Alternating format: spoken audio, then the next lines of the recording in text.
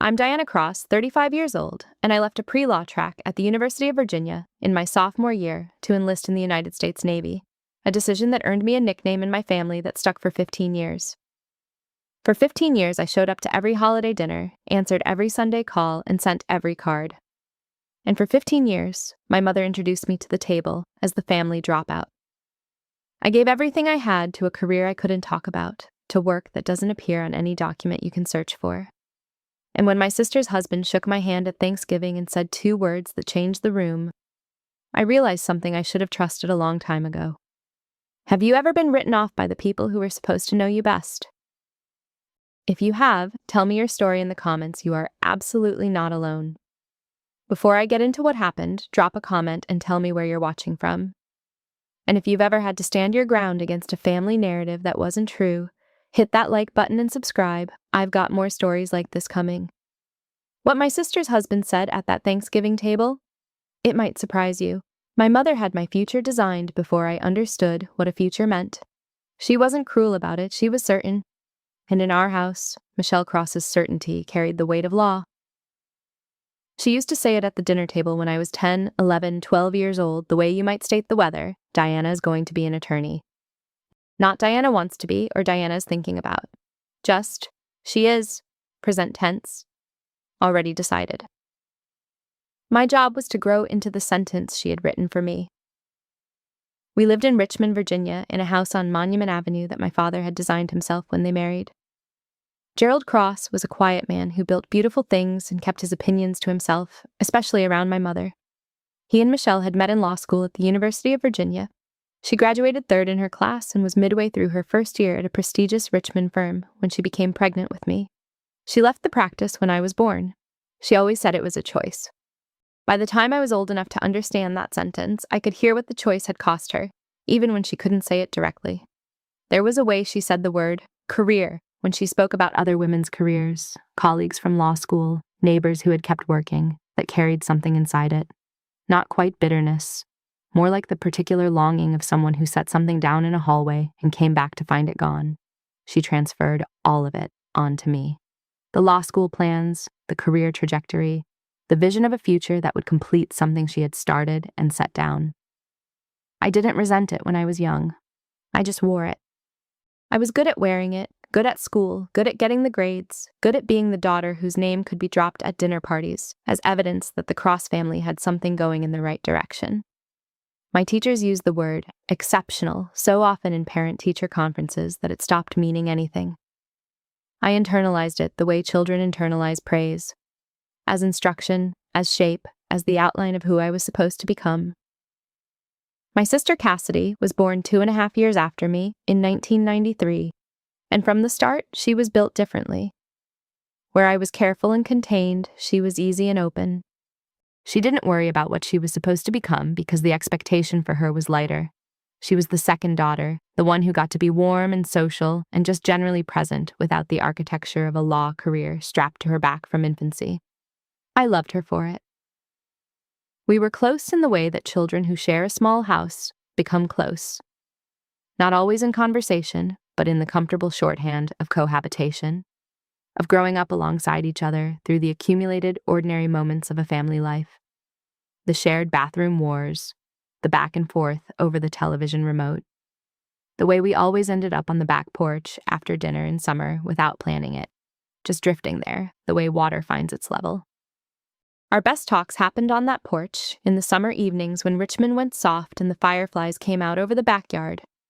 Cassidy would talk about whatever she was thinking, boys she liked, things she'd seen at school, something funny a friend had said. I would listen and sometimes talk and sometimes just look at the sky in the way I was already beginning to do at 16, 17, looking up because looking outward felt safer than looking inward at a future I couldn't quite make myself want. I was already doing the calculation then, even if I didn't have the language for it yet. The life being planned for me was real and achievable, and would make my mother proud and provide everything a reasonable person could want. I just didn't want it. I couldn't say that yet, not even to myself.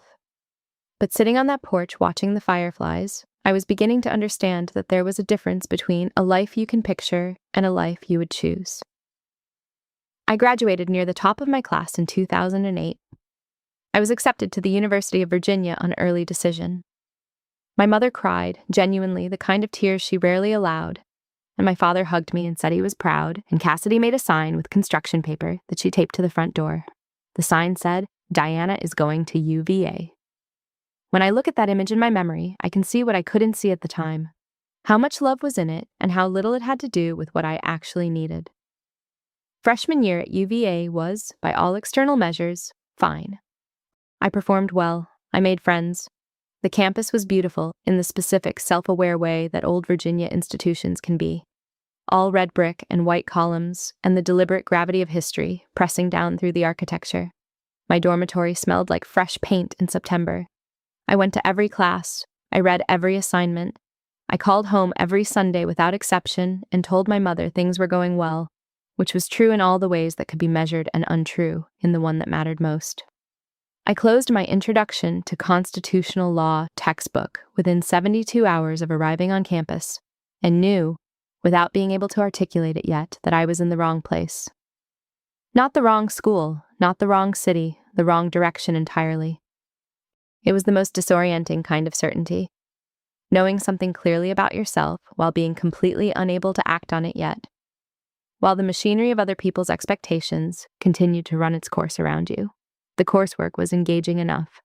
The professors were sharp. I could do this. I had always been able to do what was put in front of me. That was precisely the problem. Doing something and wanting it had always looked identical from the outside, and I had spent so long inside that performance that I had stopped being able to distinguish them myself. So I did what I had always done. I kept going. I attended class. I called home on Sundays. I performed.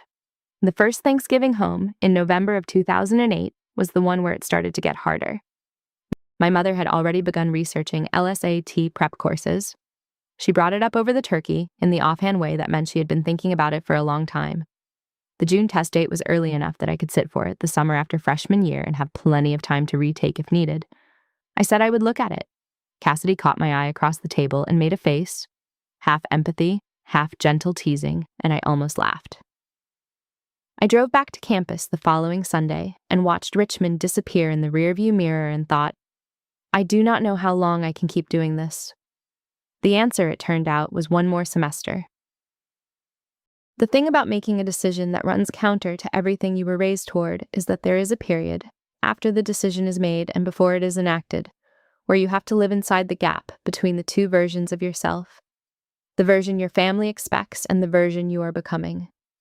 I lived in that gap for 3 months between my OCS application and the conversation with my mother. I went to class, I took my exams, I received my final grades, which were excellent, because I was incapable of not doing the thing in front of me well, regardless of whether I wanted it. But I was already gone, internally. I had already driven to Pensacola in my head a dozen times. I had already read the commissioning ceremony description on the OCS website until I had memorized it. I knew what I was moving toward. I just hadn't told anyone yet. The hardest part of that 3-month gap was Cassidy. She called me from Richmond twice a week that spring, the way she always had, and she talked about the things she was doing, finishing her junior year of high school, deciding which colleges to apply to, a boy she liked who worked at the coffee shop near our house. I listened and laughed in the right places and said nothing about what I was planning, because I didn't know how to say it, and because part of me understood that saying it to Cassidy before I said it to my mother would be a kind of disloyalty to both of them. So I held it. I was good at holding things. I had been practicing for years. There was one Sunday call in April when my mother described in detail the LSAT prep course she had enrolled me in for the coming summer. She had already paid the deposit.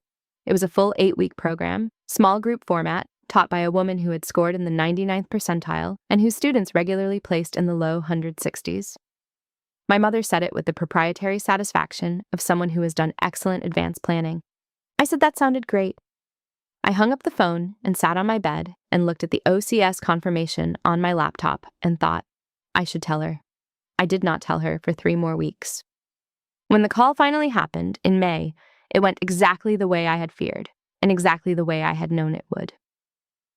Michelle Cross processed unwelcome information with precision and controlled delivery, the way she had processed everything in her legal career, by identifying the strongest counterargument and presenting it without visible emotion. She told me I didn't understand the long-term implications. She told me the Navy was a fine institution, but not a substitute for a professional career. She told me I had a gift for law and a scholarship that was not guaranteed to be replaced once declined. I let her make each point. I said I understood. I said I had thought about it carefully. I said I was certain. She ended the call. I sat in the silence afterward for a long time. The hardest part was not the call.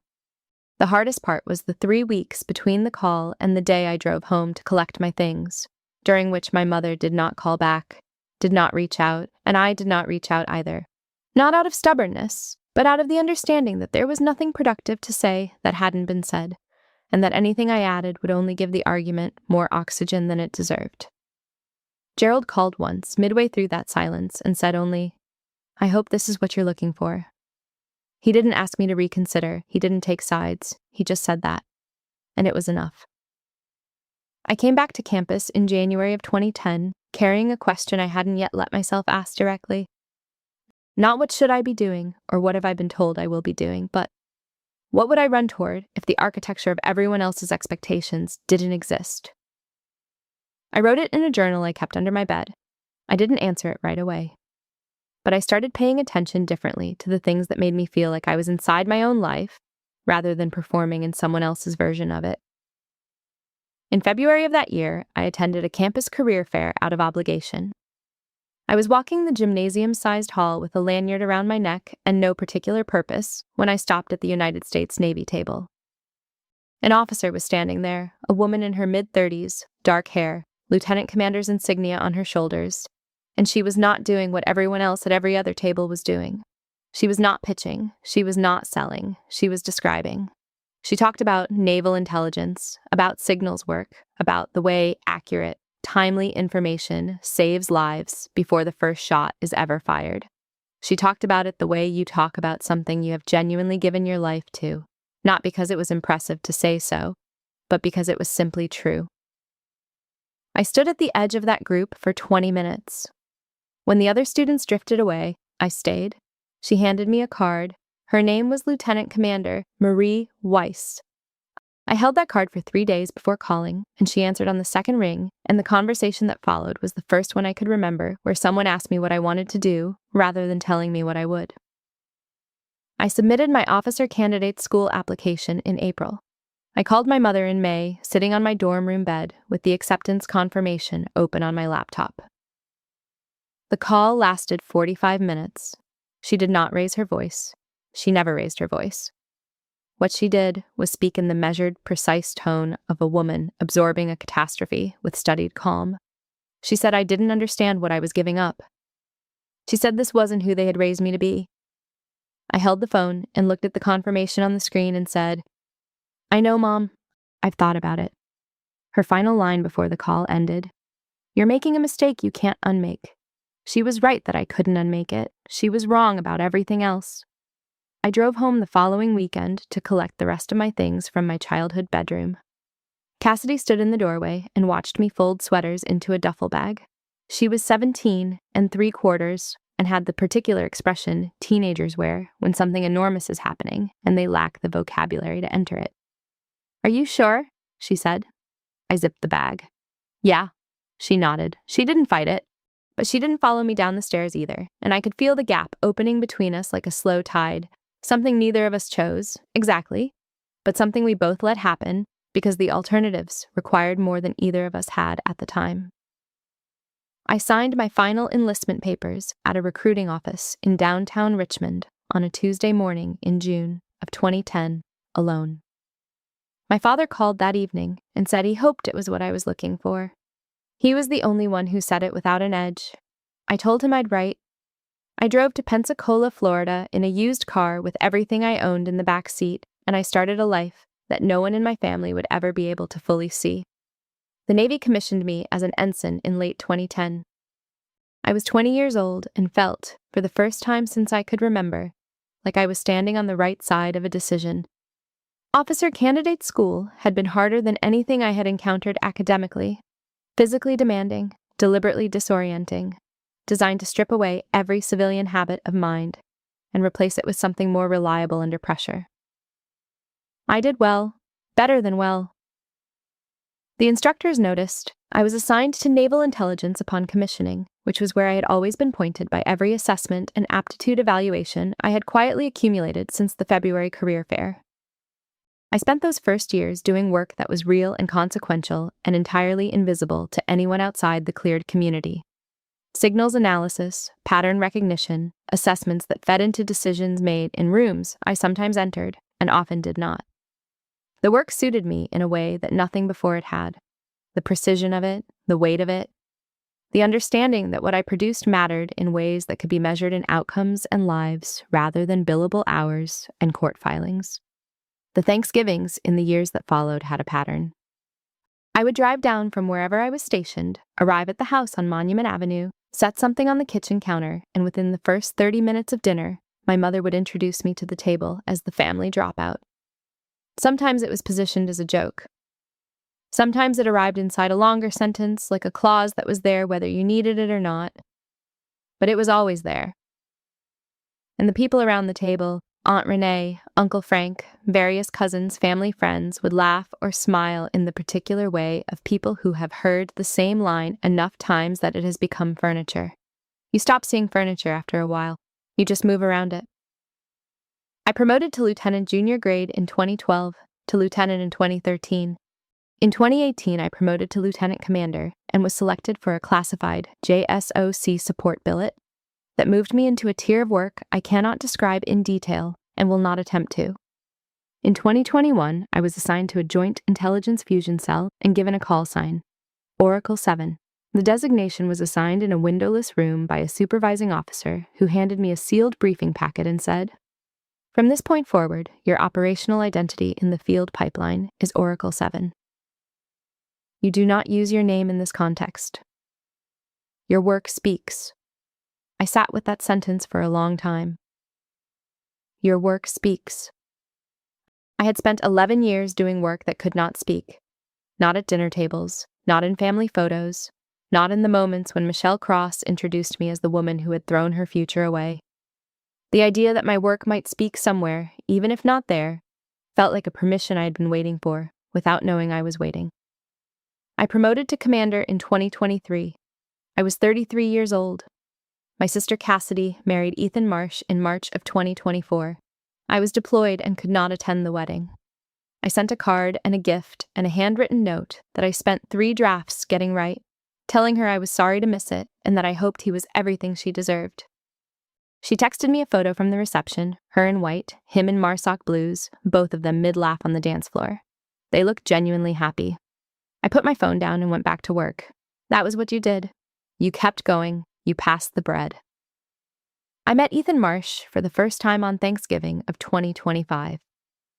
I drove down from D.C. on a Wednesday evening, stopping once for gas and bad coffee, arriving at the house on Monument Avenue at 6:45. My mother opened the door, looked at the pie I had brought from a bakery 2 streets over, and said you could have made one. I kissed her on the cheek. The house was already full. Aunt Renee and Uncle Frank were in the living room with their grandchildren. 2 cousins whose names I always had to reconstruct were near the fireplace. Cassidy came around the corner from the kitchen and hugged me, genuinely, if carefully, the hug of 2 people who have been strangers for a while and are pretending not to notice. "Come meet Ethan," she said. 8 months married, and this is the first time, I said. "You were in a desert." "Fair." He was in the kitchen carrying a serving dish. He was lean, close-cropped hair, early 30s, with the particular quality of stillness I recognized immediately. The kind that comes not from calm temperament, but from conditioning, from years of training every inefficiency out of the body. He moved through the family kitchen the way operators move through any space, scanning without seeming to scan, positioned naturally toward open sight lines, even in a room where the greatest danger was the casserole. I noticed it the way you notice someone who speaks the same language without having said a word yet, not consciously, just in the small things that read below conversation. The way he assessed the room before setting the dish down. The way he never fully turned his back to the door. Cassidy introduced us across the kitchen island. He extended his hand and smiled, the warm, slightly careful smile of a man meeting his wife's family members, one by one over the course of a new marriage, doing his best to learn everyone's name. Ethan, he said. Good to finally meet you. Diana, I said. Likewise. We sat down to dinner. My mother stood, as she always stood for the beginning of these gatherings, and moved through the table, introducing people, Renee's grandchildren who hadn't met the adults, Frank's brother who'd driven up from Charlotte, the various configurations of relatives who needed a face matched to a name. She got to me last. She smiled at the table in the way of someone delivering a line they have delivered many times. And this is Diana, she said, our oldest. She left UVA her sophomore year, so she's the family dropout. The small, communal chuckle that moved around the table was not cruel. It had never been cruel. It was just habitual, the laugh of people who have heard the same line at enough dinners that it has lost all weight, become something you move around without looking at. I smiled at the tablecloth and reached for the bread basket. Across the table, Ethan Marsh stood to reach across and shake my hand formally. Cassidy's prompting, the belated introduction between the two people at opposite ends of the table who hadn't been formally introduced yet. He reached across with the easy extension of someone doing a social courtesy. His hand closed on mine, then it stopped. Not immediately, it was a fraction of a second, the space between heartbeats. But I felt his grip go still, and I looked up at his face. And what I saw was not the polite smile of a moment before. What I saw was the expression I had seen on operators in the field pipeline, the focused, completely still look of someone cycling through a roster in their head, running a face against a file trying to locate a match. His eyes were locked on mine, and there was a quality to his attention that had nothing to do with Thanksgiving dinner and everything to do with a briefing room in a building that doesn't appear on any publicly available map. He said it barely above a whisper. Are you Oracle 7? The table went quiet. Not suddenly, it arrived in stages, conversations dropping off in sequence, like lights going out in a row of windows. People picking up on the change in register without knowing what had changed. I looked at him for a moment. His grip was still on my hand. He had not let go. That's classified, I said. He released my hand slowly. He sat back. Yeah, he said. It is. Cassidy was looking between us with the expression of someone watching a conversation happen in a language they haven't studied. My mother had put her fork down. Ethan was quiet for a moment. Then he set his own fork down with the deliberate care of someone choosing what they were about to do. He looked at Cassidy first, and then at the table. He did not look at my mother. My team was in Syria in 2022, he said. We were 70 meters from a corridor our unit commander had cleared us to take. We got a redirect, a course change with less than 2 minutes to execute. The standing order was to follow redirects without question. We took it. We pulled back and rerouted. He paused. The corridor we had been cleared to enter had pressure plate devices buried the full length of it. Every man in my team would have been walking directly over them. Another pause. The intercept that stopped us had a source designation in the mission file. Oracle 7. He looked at me. My team lead told us afterward that whoever Oracle 7 was had never once called a wrong redirect. Not in any package we had seen with that designation. Not one. He held my gaze. My entire team came home from that operation. The table was completely still. Aunt Renee said something low to Uncle Frank that I didn't catch. One of the cousins had put his phone face down on the tablecloth.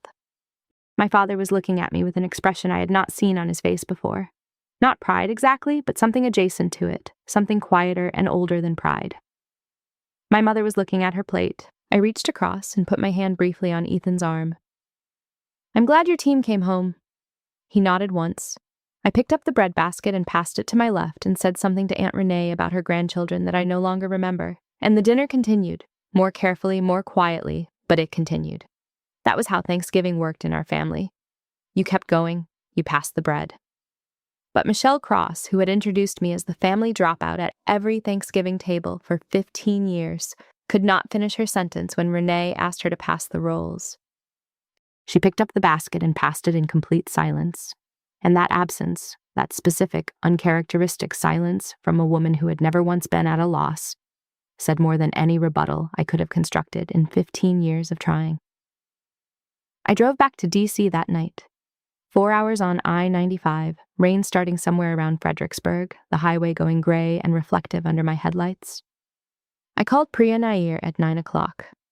Lieutenant Commander Priya Nair, who had worked alongside me in the JSOC billet for 3 years, and who knew me well enough to pick up and say talk without any preamble. My brother-in-law knew my call sign, I said. Long pause. At Thanksgiving. Cassidy's husband, MARSOC, Syria, 2022. Oracle 7, she said. He didn't name the operation, but yes. And your family was there when this happened. My mother introduced me to the table as the family dropout approximately 4 minutes before he recognized me. Diana. Her voice went very quiet. Don't. I'm not going to say anything. Good. We stayed on the phone for almost 2 hours. She was at her own family dinner in Northern Virginia. I could hear the faint background sound of other people when she stepped outside. We didn't resolve anything. We didn't need to. There is a particular kind of exhaustion that comes not from work or lack of sleep, but from carrying the same weight for a long time. And there's a particular relief in talking to someone who understands the weight without needing it explained. Priya understood. She had been doing classified work long enough to know what it meant to live inside a version of yourself that the people who love you cannot access. She let me talk and she listened, and she didn't offer anything I hadn't asked for. The drive back to D.C. had a quality to it that I can still locate in my memory with precision. Not the emotional texture of it, but the physical details. The rain that started near Fredericksburg and didn't stop until I crossed into Maryland. The specific amber glow of the highway lights on wet asphalt. A Waffle House sign somewhere in the distance on the right side of I-95, green and yellow and luminous against the dark. I passed it without stopping. I was not hungry. I was running through the dinner in my mind, not the moment of Ethan's recognition, which I had already processed into a fact, but the peripheral things around it. The way my mother's fork had gone still. The way Gerald had looked at me. The way Cassidy had watched Ethan speak with an expression I hadn't seen on her face before. Something like shock, but quieter, more interior than shock. More like something solidifying. I had spent 15 years calibrating my expectations for family dinners at a level low enough that I wouldn't be surprised or hurt by whatever form the Dropout introduction took that year. Not low enough to feel nothing. I was never fully successful at that, but low enough to function through it. The recalibration had become automatic, like adjusting your eyes for a room with inadequate light. You stop noticing you're compensating, you just see less clearly and call it normal. What happened at that Thanksgiving table was not something I had calibrated for. Not the recognition I had known, abstractly, that some of the people passing through my operational pipeline were family members of families like mine, that the world was not large enough to prevent that kind of coincidence entirely. What I hadn't known was what it would feel like to have that operational life walk through the door in a serving dish, carrying my sister's casserole, and sit down at the table. To have the two halves of myself, the one my family could see and the one they couldn't, suddenly occupy the same room. There was no word for it exactly. Something between exposure and relief, like a pressure equalized. Priya understood that without my having to explain it. That was the thing about talking to someone who did the same work. You didn't have to translate the experience into accessible terms.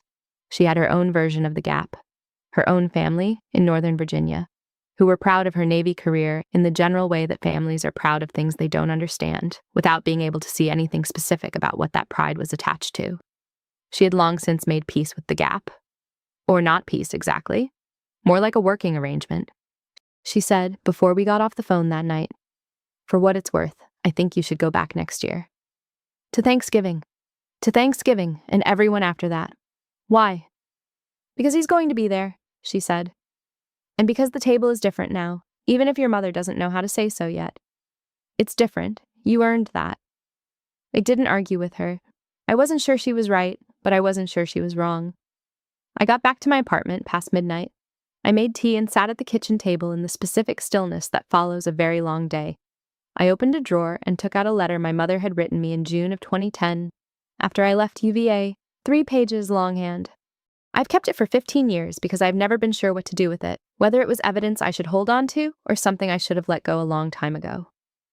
I read it again that night. The word disappointing appeared 3 times. I put it back and closed the drawer. I sat for a while longer and thought about what it would look like, as an honest accounting, to add up what I had given the family against what had come back. Not in bitterness, I was too tired for bitterness that night, but just as a tally. The holidays I had attended when I could have stayed at work. The Sunday calls from whatever city I happened to be in. The money I sent for Cassidy's wedding when I couldn't make it in person. The card I wrote in 3 drafts.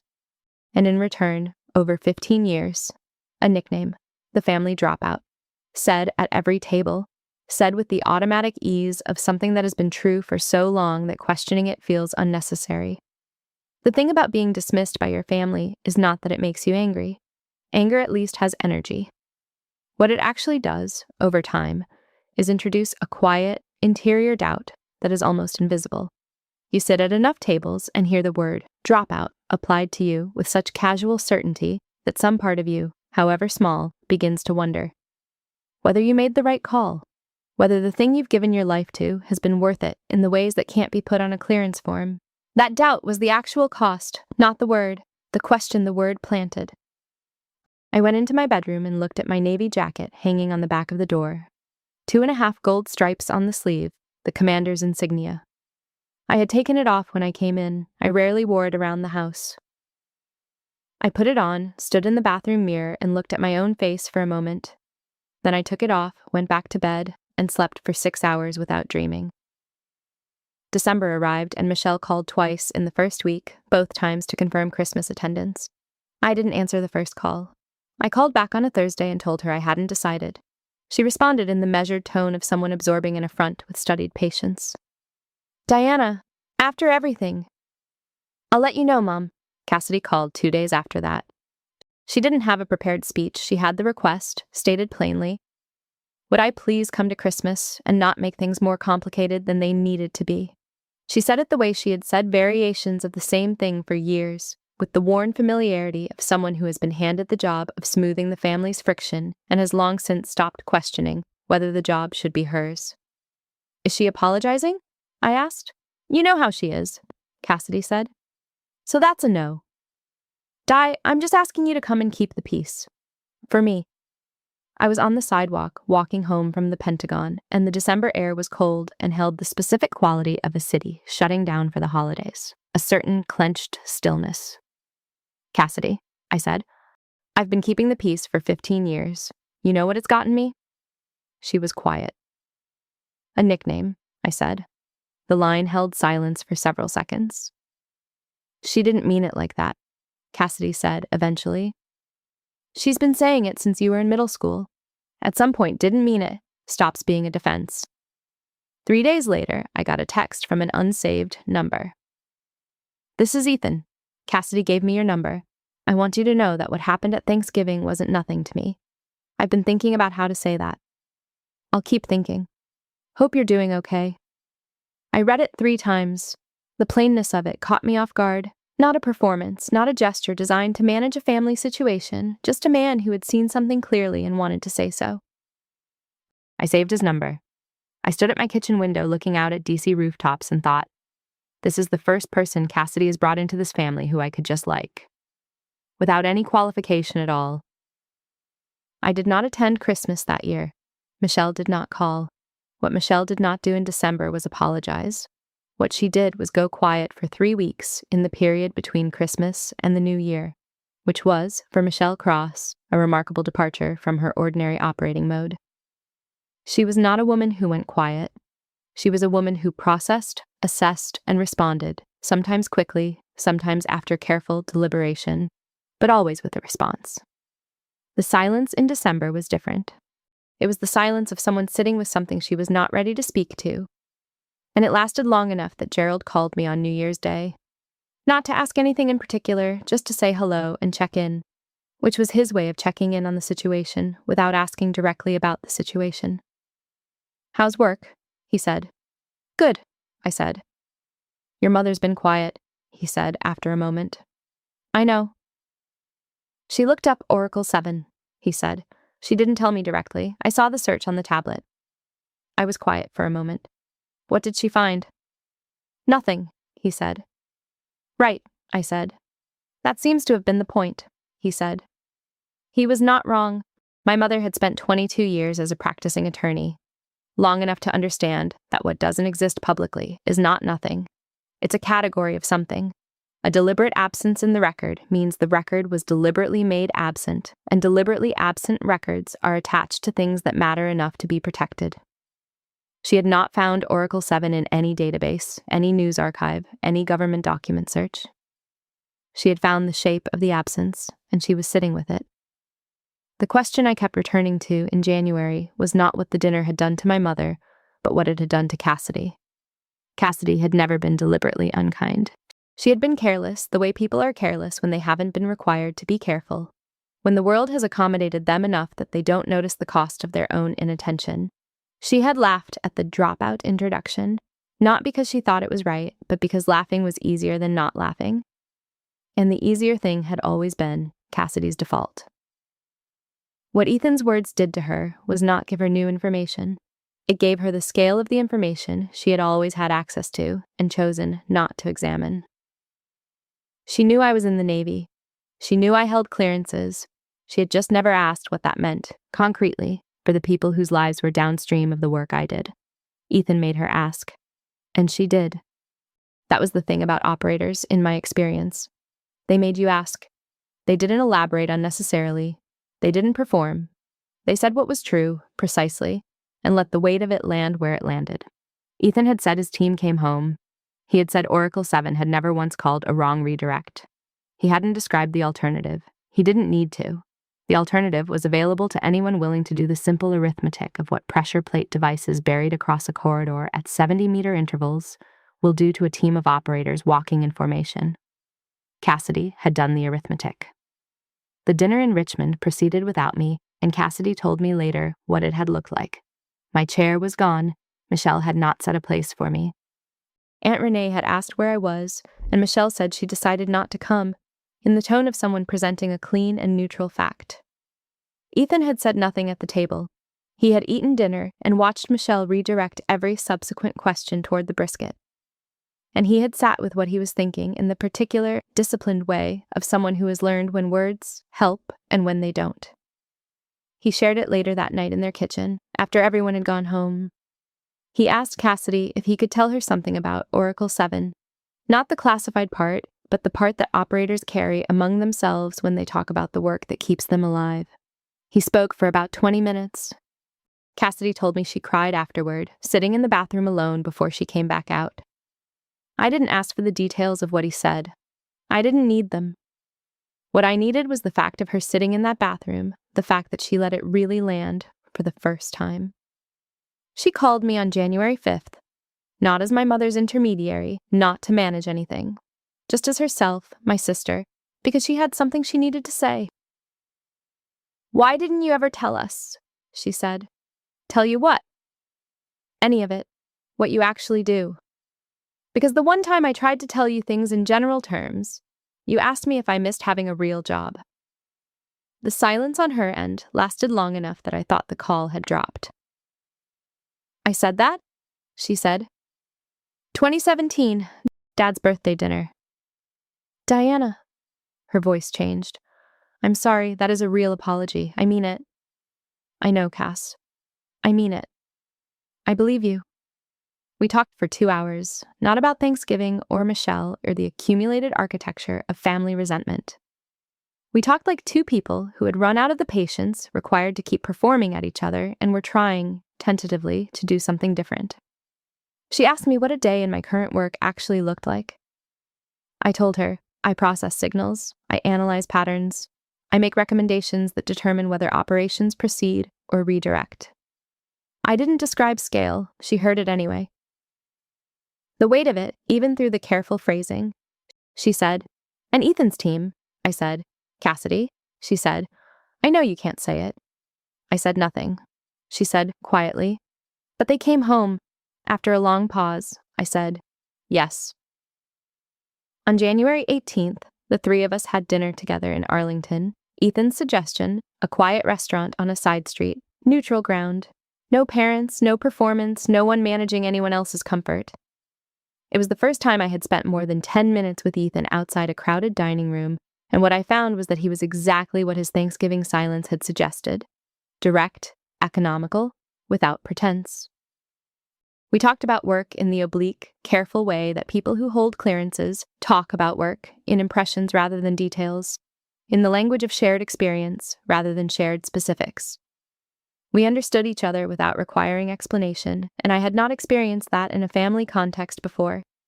At some point, he said, "For what it's worth, I should have found a way to reach you after the Syria package, even just to say the work mattered."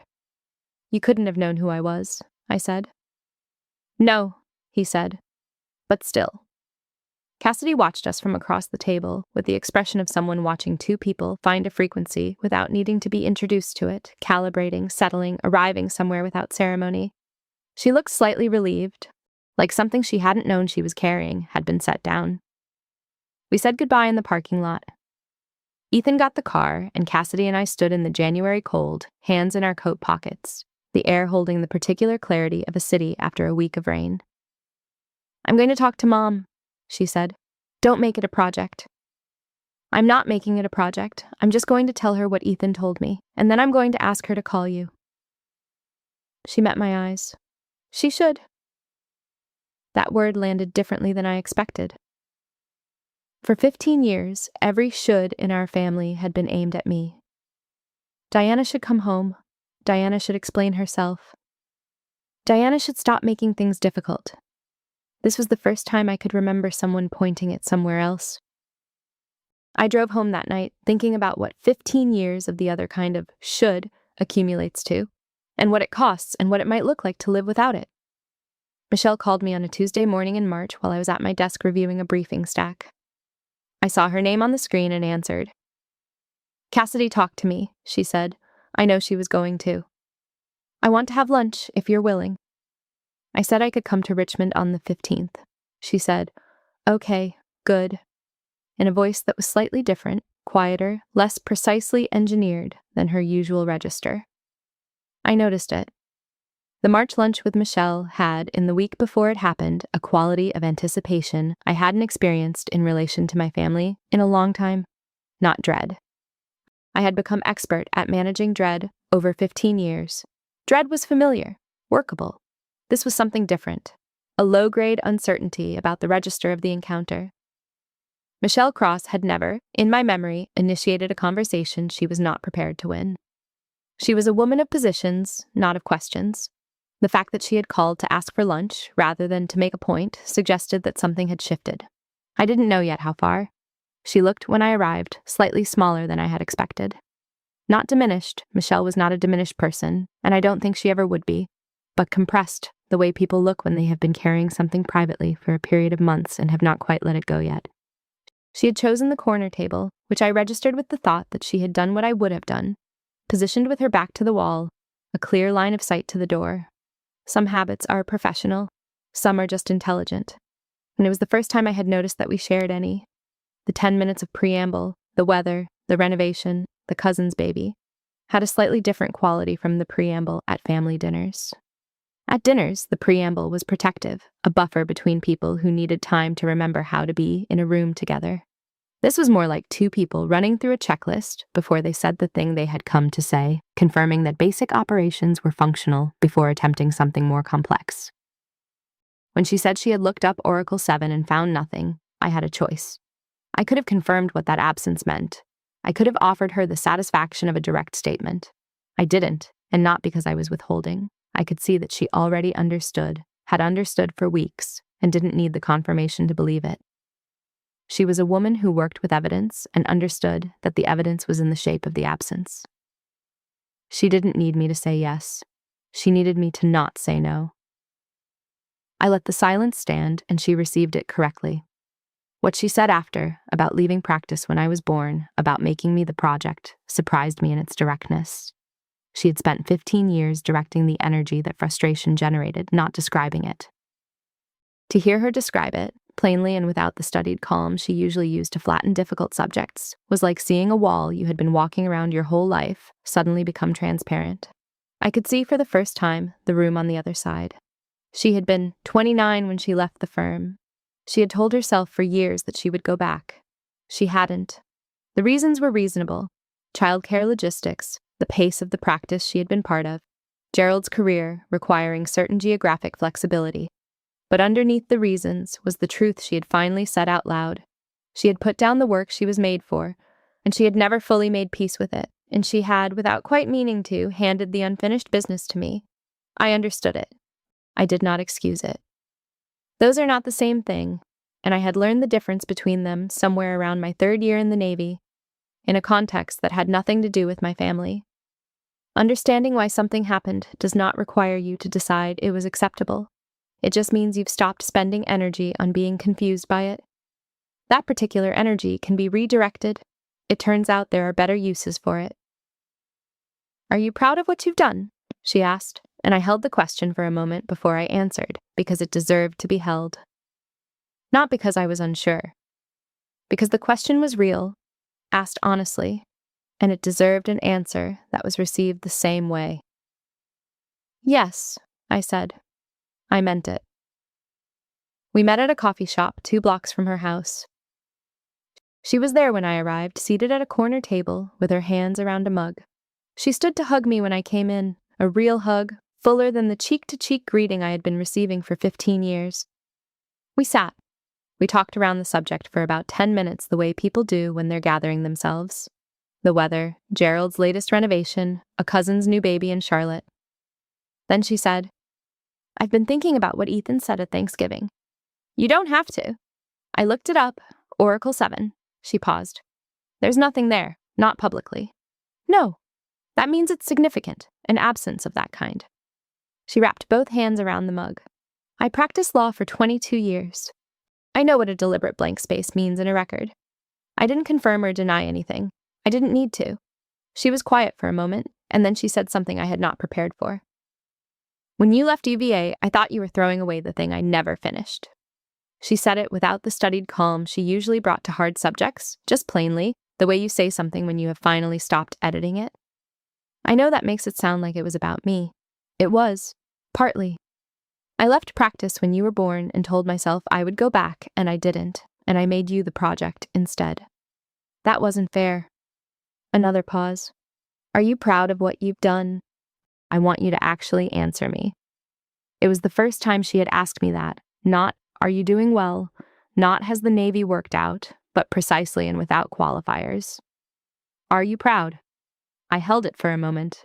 "Yes," I said. She nodded slowly, the way you nod when you're integrating something rather than just receiving it. She said, "Good." That was the closest she came to the thing I had been waiting 15 years to hear. She didn't say she was proud of me. She asked if I was proud of myself, and she listened to the answer, and she let it stand. At 61 years old, that may have been the most she could offer. Sitting across from her in that coffee shop in March of 2026, I found, to my own quiet surprise, that I was willing to receive it as enough. I drove back to DC with the windows slightly cracked, even though it was cold, because I needed the air. I called no one and played no music. I watched the highway and thought about what 15 years looks like when you try to compress it into a single afternoon, the weight of it and the waste of it, and somewhere underneath those things, the faint beginning of something that might eventually become a different kind of ordinary. Not healed exactly, not finished, but differently angled. On a Tuesday morning in April of 2026, I was at my desk at the Pentagon Annex, 3 weeks past lunch with Michelle, and 2 weeks past a long call with Cassidy that ended with actual plans being made. A trip to Richmond in May, dinner with just the 3 of us, no agenda. The morning briefing stack was on my left. Coffee was in my Navy-issued mug. My phone buzzed. Cassidy had texted me a photo. In it, Ethan was standing in MARSOC dress blues, holding a Major's oak leaf cluster with eyes that were slightly red and a grin he was trying unsuccessfully to contain. He had just been promoted. The caption read, "He made us put Oracle 7 in his promotion speech. He almost cried. Don't tell him I told you." I sat with my phone in my hand for a moment. Not because I was surprised. Ethan was exactly the kind of officer who earns early promotions, but because of the Oracle 7 part. He had put it in a speech, without classified detail, just the designation. 2 words in a room full of Marines, and apparently that had been enough. I typed back, "Tell him I said well done." I set my phone down and looked out the window at the gray DC morning. I thought about the first time I was given that call sign, in a room without a public address, by a supervising officer who said, "Your work speaks." I thought about the 15 years between that moment and the Thanksgiving table in Richmond. I thought about my mother's face when she could not finish her sentence. I thought about Ethan's voice going carefully level, choosing each word because the truth he was carrying deserved to be placed rather than thrown. I thought about what it cost to be dismissed by the people who are supposed to know you best. Not the dismissal itself, which is survivable, the slow accumulation of it. The way it breeds a quiet, interior doubt that you carry like a stone in your coat pocket, testing its weight at 3 a.m. when you're not guarding against it. I had been carrying that stone for 15 years. I didn't know exactly when I had set it down. Somewhere on I-95 in the rain. Somewhere in a coffee shop in Richmond on a cold afternoon. Somewhere in a text that said what happened at Thanksgiving wasn't nothing to me from a man I had barely met. I called Priya from the parking lot of the Pentagon Annex that April morning after I had looked at the photo of Ethan long enough to commit it to memory. She picked up after 2 rings. "Ethan made major," I said. "Good for him," she said. "How do you know?" He put Oracle 7 in his promotion speech. There was a silence on her end that had a particular texture to it, not confusion, not disbelief, but something like the pause before laughter, the held moment where something funny is arriving and you're waiting for it to land. "He did not," she said. "Cassidy texted me a photo. He's holding his oak leaf. His eyes are red." Another pause. Then Priya Nair, who in 3 years of working alongside me had laughed very selectively and with great precision, laughed. The full kind, not the restrained kind. "Diana," she said when she'd composed herself, "that man is going to go very far." "He already is," I said. I stood in the parking lot for another few minutes after the call ended. The April morning was gray and held the particular damp chill that DC gets between late winter and actual spring, when the temperature is technically above 40, but the moisture in the air makes it feel less. There were pigeons on the concrete barrier to my left and a line of government vehicles on my right, and somewhere a few hundred feet away, through walls and glass and security checkpoints, the morning's intelligence cycle was turning without me. I thought about what it meant that Ethan had put Oracle 7 in his speech. He would have cleared the name with his commanding officer, who would have known what the designation signified and either permitted it or not. The fact that it had made the speech meant someone in that chain of command had decided that 2 words, Oracle 7, could stand in public without compromising anything operational. Because what they signified was real without being specific. 2 words that meant there was a person with a purpose who did something that mattered. That was all. That was everything. I went back inside, I picked up my briefing stack and my coffee, and I walked down the corridor to the conference room where the morning meeting would start in 11 minutes. I passed 3 colleagues in the hall, nods, brief words, the efficient communication of people with a shared vocabulary and a shared sense of the morning's priority. I pushed open the conference room door and took my usual seat at the table and opened the first packet. And I sat in that room, at that table, as Oracle 7, as a commander in the United States Navy, as a woman who was 35 years old and had built something real out of a life her family spent 15 years misreading, and I sat there without feeling like anything needed proving. Not that morning, not to anyone in that building, and not to anyone on Monument Avenue in Richmond, Virginia, where a woman was sitting with the weight of a blank search result and a growing understanding of what she had been unable to see for a very long time. If you have sat at a table and been handed a name that wasn't yours, the dropout, the disappointment, the one who couldn't quite get it right, I want to tell you something I had to wait 15 years to hear in the right register. The work you do in the direction of something true is not wasted. It does not require permission. It speaks, even in rooms where no one is positioned to hear it yet. And sometimes, not always, but sometimes the right person walks through the door at Thanksgiving carrying a serving dish, shakes your hand, says 2 words, and the room goes quiet in a way that 15 years of silence never achieved. Hold on to that. It's enough. It is, in fact, more than enough. I picked up my briefing stack and went to the first meeting of the morning. I walked down a corridor I had walked 100 times in a building that holds 10,000 people, past offices with no public names and windows that look out onto a parking structure. I walked as Oracle 7, as a commander in the United States Navy, As a woman who left the University of Virginia in her sophomore year for a reason that took 15 years to become legible to the people around her, I walked without feeling like I had anything left to prove. If you have ever sat at a table and been introduced as the thing you are not, the failure, the dropout, the disappointment, the one who never lived up to what someone else decided your life should be, I want you to hear this. The work you are doing matters. The choices you made that no one around you can read, the sacrifices that don't appear in any family photo, the life you built in the direction of something true rather than something expected. That matters. It speaks even when the room is not listening, especially then. Hold on to that.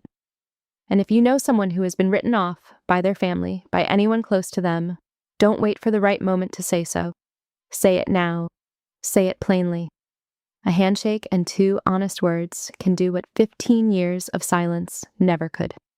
15 years is a long time to carry a name someone else gave you. The family dropout. I carried it because setting it down required a confrontation I didn't think I had the right to force. And because part of me, the part that sat at those dinner tables and smiled when I should have said something, had let the word get close enough to become familiar. What I know now, from the other side of it, is that familiar isn't the same as true. If someone in your life is being dismissed for a path no one around them can read, if you know someone whose work happens in the quiet, in the unseen, in the places that don't make it into family conversations, tell them. Don't wait for them to have an Ethan moment. Don't wait for Thanksgiving. Say it to their face, plainly. It costs you almost nothing. It might change everything. And if that person is you, if you're the one being called the dropout, the one whose choices your family still hasn't figured out how to hold, I want you to know that I see you. Drop a comment and tell me your story. I read every single one. Subscribe if this one hit close, and I'll see you in the next one.